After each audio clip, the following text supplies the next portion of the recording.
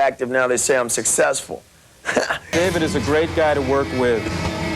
I don't think that anybody out here feels that they work for David.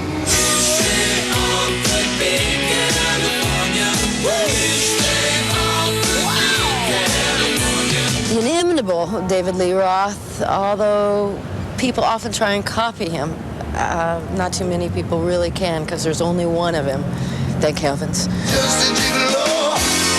Life goes on without me, cause Part of me skipped a groove when I was 15 years old, can you tell?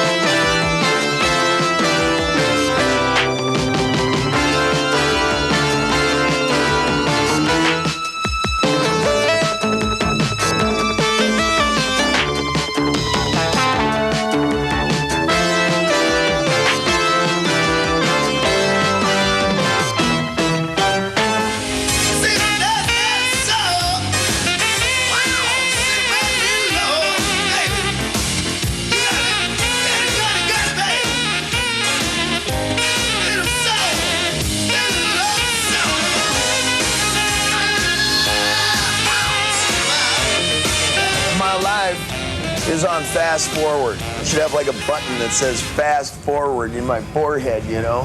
And now I got people surrounding me, and I'm part of a team that is also on fast forward and wants to try their hand at everything. As long as it's rock and roll sentiment, as long as it has that kind of a beat to it, then anything goes, man. That's part of the reason I got this job.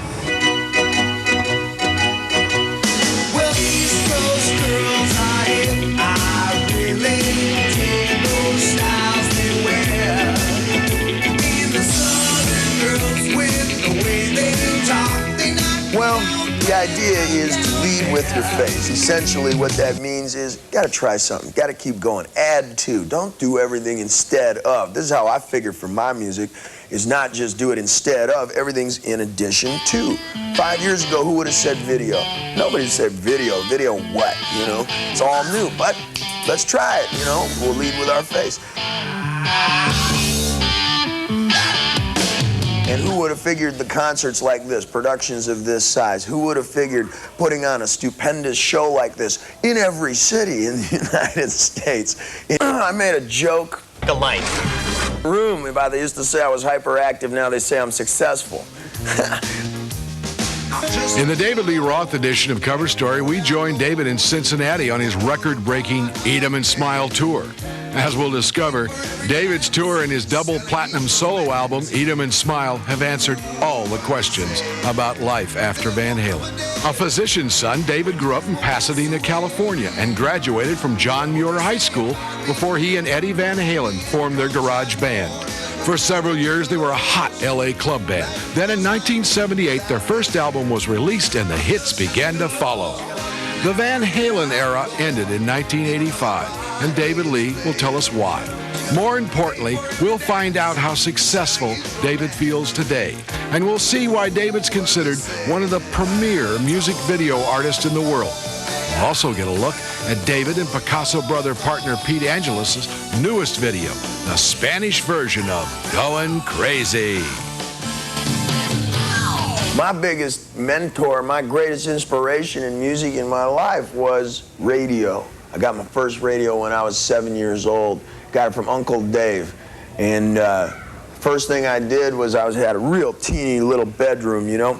So the radio sat on one side of it and the bed was just a few feet over from it against the other wall. So I got into bed and fixed up a long bamboo stick, taped it up to the dial so I wouldn't have to get out of bed and I could just lay in bed and dial up the radio. I knew I was perfect for rock and roll.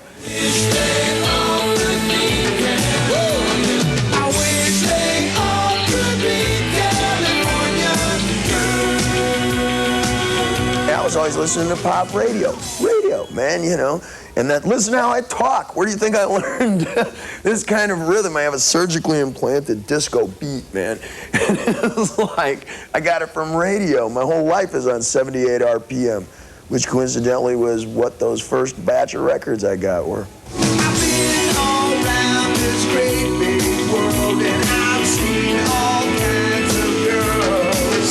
Yeah, but I couldn't wait to get back in the States, back to the cutest girls in the world. If it's got music, if it has rhythm, then I gotta stand up. I'm the guy next to you on the turnpike, on the freeway, you know, the one who's playing the air guitar, you know, and doing the air drums, you know, and carrying on with us, sing the chorus, and I'm the three chicks in the background going shoop, shoop, and the trombone player, and on and on and on. Look at me already, even as I talk about it, yeah, I start to get flare up, you know. Dave is the greatest partner I've ever had. I mean, I've had people that I've worked with creatively, people that I've directed with, people that I've written with. He's the greatest partner, really, that I just feel that we've got something special going, and it's totally pleasurable to work in this environment for me. There's always a big risk when you're going to leave a big band, like when I left Van Halen. And I didn't want to leave Van Halen. It was my intention to make a band, to make a record, and to go on the road, just like I always did. And when that band turned into Spinal Tap, got fat and sloppy, and didn't want to go on the road anymore, and didn't really want to go in and record, you know, take a year and a half to record. What? This is rock and roll, man. I think everybody was waiting with bated breath, like what was David gonna do? I think most people assume that just being the type of person that he is, that he would fall on his feet because he wouldn't let it be otherwise. But I felt really bad, you know. I thought, here this guy, you know, left the major pinnacle, you know, of the band after being together so long. I mean, they really had been together for years. I was forced into a position of, I gotta make a move. I looked at my producer, Ted Templeman, who's been through this a million times, you know, and said, hey, we gotta do something. We have just wasted so much time and we're not going anywhere. This is the roaring 80s, man. So, well, the first thing in my mind, and the final and foremost, was we're gonna start a band. We're gonna make a band. And that's the first thing that I did. This band was together within 90 days, 100 days after I left Van Halen. When he left Van Halen, the entire crew, the entire staff, the entire office staff, I'm talking about maybe in excess of 60 people came with David, except for one drum roadie, and there's a reason for that. David is a great guy to work with. I don't think that anybody out here feels that they work for David, and that's unusual to find when you're talking about a person of this, you know, who's reached this kind of stardom. I'm not one to sit around and worry about the politics of despair. You know, it really busted me up that, you know, a lot of good years of work, you know, had come to an end. The answers to all of your questions are in my songs.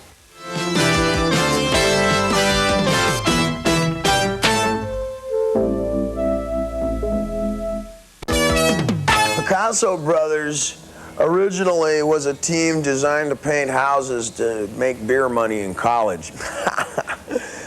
That was the name of the company. And when we started to make videos, my partner Pete Angelus and I, we started to develop a style, a specific, a very focused kind of style that you could recognize. It was distinctive. So we decided we'd give it a name in true American tradition. And Picasso Brothers specifically indicates two really separate factions, and we're going to get a little bit zen here, folks. But what you have is Picasso, which suggests high art or fine art, and when you attach the word brothers to it, it sounds like pizza delivery. And the combination is rock and roll to me. That to me is rock and roll sense of humor, you know? Lose some weight. No, I gained 80 pounds! Man, no fooling. Where you hiding? Making a video is a completely different and totally unique school and way of thinking than from making an album. It's a whole different batch of homework to do and a whole different set of rules and techniques and things to be learned before you even get to first base. Without me, 'cause I ain't got nobody. Nobody cares for me. Nobody. With Picasso brothers decided to do was make the very best videos that we could in terms of a big art project. You know, and if it was finger painting one day, fine. If it's Mona Lisa the next, that's fine. Rock and roll's a combination, you know, it's gotta be. And then if people really just liked to watch what was on that screen, if they liked the story, if they liked the characters and everything, we'll sell a record. Well, the Picasso brothers entity is very interesting, I think. It's a perfect matchup because David, obviously the West Coast suntan California boy, and I'm from the East Coast, so we disagree on everything. Therefore, by the time we get one idea on paper that we both like, we know that it's going to work, or at least it works for us. But the Fabulous Picasso brothers, to me, or the work that we do at least, is kind of a cross between The Wizard of Oz and Ben-Hur. All right, I'll do it. Gentlemen, I'll have a turkey on rye with Swiss. Throw in the rest of the turkey in a bucket of tofu. Maybe he was the fat man, you never know. You know, it was funny because when I walked out on the set, I couldn't find David Roth, but I was never standing with the fat man and David at the same time. And I don't know, the fat guy, we became friends in the, you know, in the video after directing him for 3 days. I'm not sure though. I have a feeling that yes, the fat man was David. And if it was, I think he did a tremendous job, don't you? So when you see the Picasso brothers' work, I think it immediately jumps off the screen and people can say, now there is something ridiculous. Instantly you can recognize that. And that makes it fun, I think.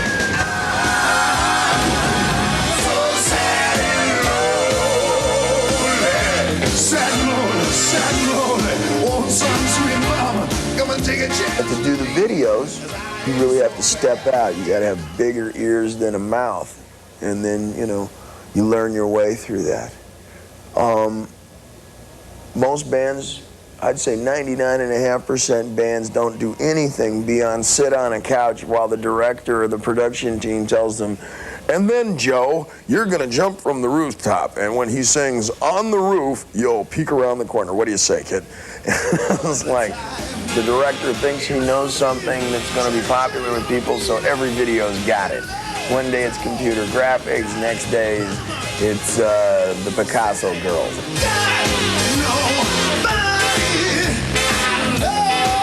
You know, you watch every video go by, you know, and it's like acid flashbacks, you know, each one's got the same thing. Chick dancing in a cage, chick in a cage. There's another girl in a cage, you know, and it goes by and everything. I says, well, I tell you what, you know, because I've spent so many hours sitting around the living room, have a beer, you know, talk to whoever the company is around the thing and going, making fun of it. I says, let's make fun of it on film.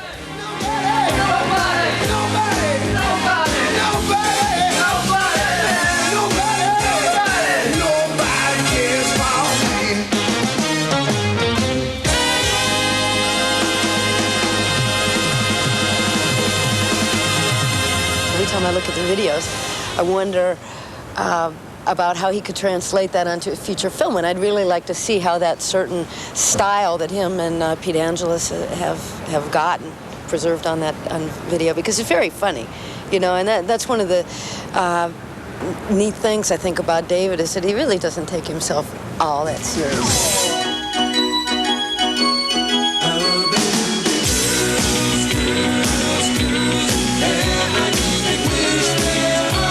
I think there's some Marx Brothers in it for me. I think there's a little bit of Fellini. I like a strange twist every now and then. There's some Polanski in it for me. There's some early Taxi Driver in it for me. I don't know, it's a combination of a lot of styles, and I don't think that we get any of them right. That's what makes it so special.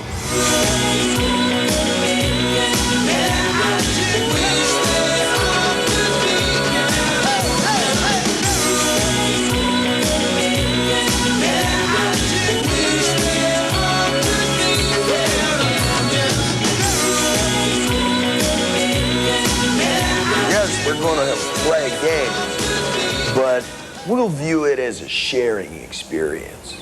And I think people get that out of my songs. They understand that. So even though it's the most licentious, fairly dripping stuff sometimes, I don't know, when I watch it back out on the street, it looks like a 7-year-old being rude.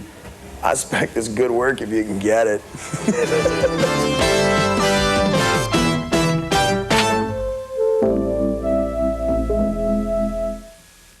Most of the time, I smell pretty good. Deodorant under each arm, aftershave, cologne. Hey, the last thing I need in this job is body odor. But sometimes, in the heat of competition, things get a little close. I'm glad I use Safeguard every day. It's not just a...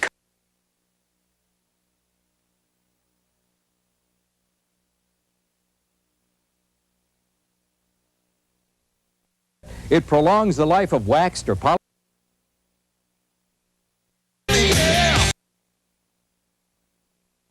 Works like a wash, beads like a wax. A lot of my peer group in rock and roll freaking out and losing a whole week, having a nervous breakdown because the monitor didn't work exactly right one night. Or maybe the guitar amp isn't exactly the right sound one night or something like that, and there's a big screaming belligerent brawl after the show about a lot of damage. I mean, not fun damage, but I mean like, you know, hit your face on a wall, you know, that kind of thing. I put my money where my mouth was. I figured, am I really better than this, or am I just turning into a limo rat? When we were with Van Halen, we always had the largest productions, and I think primarily that was because of David. I mean, David always felt that if you're going to sell a ticket for $15 or however much, you've got to give the kids their dollar's worth. I mean, you've got to make it special. It's got to be something they can remember from the second that they walk into the hall to the second that they leave. And Dave, this time, has just allowed us to do exactly what we want. I mean, for years we battled about the size of the production. Let's not spend the money, let's spend the money. This time, we could do exactly what we wanted. And obviously, we put together the largest show on earth. Yeah, we're going into the Guinness Book of World Records on this tour. It's the 97 tons tour, we call it. That's 97 tons in the air alone. And when you add up everything else, the stage weight and et cetera, you're talking almost 500,000 pounds, 120 people to move this colossal thing around the United States and the rest of the world. And if that's not enough to get in the Guinness Book of World Records, he's going to add more, ladies and gentlemen. Essentially, though, what you see out there on the deck, even though it is the most colossal, non-stop, solid go production that's ever hit the road, there are no laser beams there. There are no holograms there. There's no video screens. There's no smoke bombs, no flash pots, etc. Essentially, it's pure. It's classic rock and roll. So we have spectacle. But it's not gimmickry spectacle. It's all designed to refocus onto who's on stage playing for you or singing with you, you know? And we move the lights. The entire rig moves, not for spectacle's sake. And then just when the audience thinks that they can reach out and touch someone, no! And the lights go back up and we change clothes. And that's rock and roll.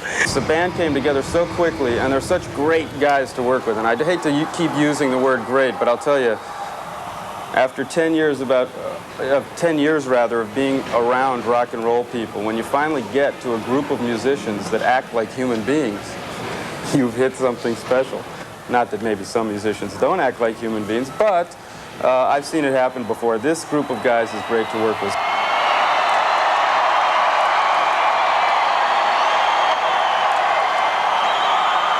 I get the best of both worlds, you know. I can tie my hair up under my hat, you know, and dress down, and I'll walk by night. That's when I do my research. I am the watcher instead of the watched, for a change. And I think that's important to have, because isolation, solitude is a real sweet drug, man. And then the music becomes vapid and unidimensional because of that. How many songs can you write about groupies and room service? How many people out in the audience really experience that and can relate directly to it beyond novelty value once or twice anyways? And a lot of bands burn themselves up because of this, you know. You know, I don't know him all that personally to know what he does, you know, in his spare time, but I have a feeling he probably does. You know, every time I've seen him just about, he seems like he's in the fast lane, so to speak. When people talk about the fast lane, they flatter themselves and they say, yeah, I live in the fast lane, as if they are moving fast. No, no, no, no.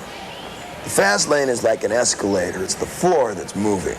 It's all you can do to hang on, to keep up, all right? You gotta keep up, man. It ain't like you get there and sit and you go. You know what happens to people who do that. And that's what happened to my last band. Is in fact, here's a little metaphysics for you. Perhaps it was them who moved away from me by standing still.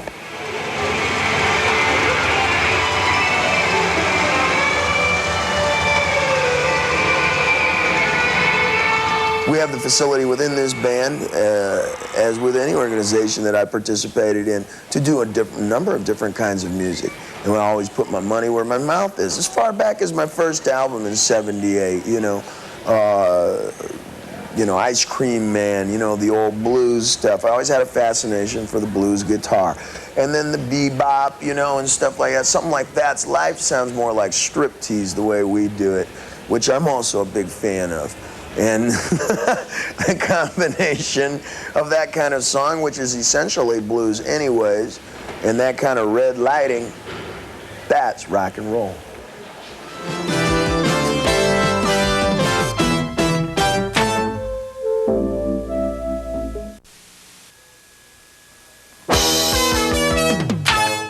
My heart and soul is in music, it's in rock and roll. And I don't know what I'm going to be singing 20, 30 years from now. I don't know what we'll be dressing like. It won't be like anything we're familiar with, I know that.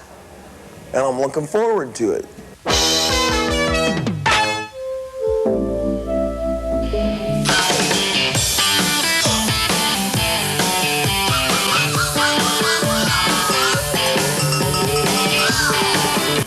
Next week, Dance Party launches its new special 1-hour Top 10 video countdown show. Don't miss the premiere next Saturday starting at noon. Now, stay tuned for a Hollywood Insider look at the Oscars next on USA.